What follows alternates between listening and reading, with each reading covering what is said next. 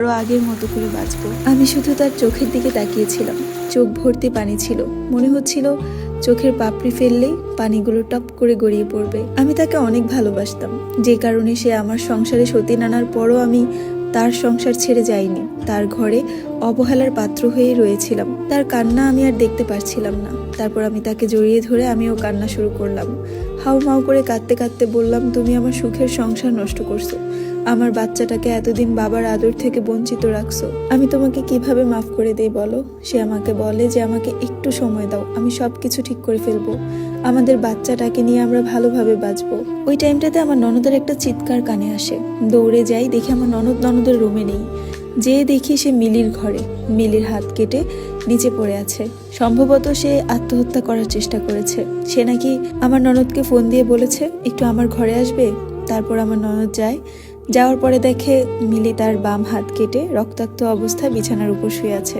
মেয়েটা যেহেতু গর্ভবতী ছিল, তাই তাকে এভাবে ফেলে রাখা সম্ভব ছিল না। যদিও আমার তার প্রতি অনেক ঘৃণা ছিল, কিন্তু আমি আমার স্বামীকে তার শার্ট খামচে ধরে বলি যে এখন অ্যাম্বুলেন্স ডাকো, মেয়েটাকে হাসপাতালে নিতে হবে। আমার শাশুড়িও দৌড়ে আসে। দৌড়ে এসে বলে রাগ দেখিয়ে যে মরুক হারামির বাচ্চা, এই হারামির বাচ্চা আমার সংসারটাকে নষ্ট করে দিল। আমি মনে করি এখানে ওই মেয়েটার দোষ কম, আমার শাশুড়ির দোষ বেশি। সে যদি অ্যাকসেপ্ট না করতো তাহলে আমার স্বামী এই ভুলটা করতো না, আর মেয়েটাও এত সাহস পেত না।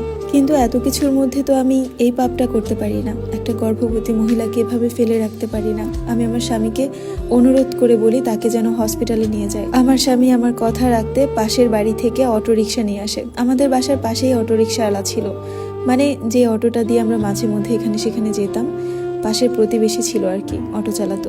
এই রাতের 1:30 বাজে ওই ছেলেটাকে উঠিয়ে তারপর ওকে নিয়ে আমরা হাসপাতালে যাই। হাসপাতাল থেকে ব্যান্ডেজ ট্যান্ডেজ করে বাসায় নিয়ে আসি। হসপিটাল থেকে যদিও বারবার বলছিল যে মেয়েটা কেন আত্মহত্যা করতে চাইছে, এটা পুলিশ কেস, যেহেতু মেয়েটা গর্ভবতী। আমরা অনেক কিছু করে অনেক চেষ্টার পর তাকে নিয়ে বাড়িতে ফিরি, কোনো ঝামেলা হতে দেই না। বাসায় আসার পর থেকে আমি আমার স্বামীর থেকে দূরত্ব বজায় রাখি। আমার স্বামী বারবার চায় আমার ঘরে আসতে, আমার স্বামী বারবার চায় আমার সাথে কথা বলতে, কিন্তু আমি নিজে থেকেই তার থেকে দূরত্ব বজায় রাখি।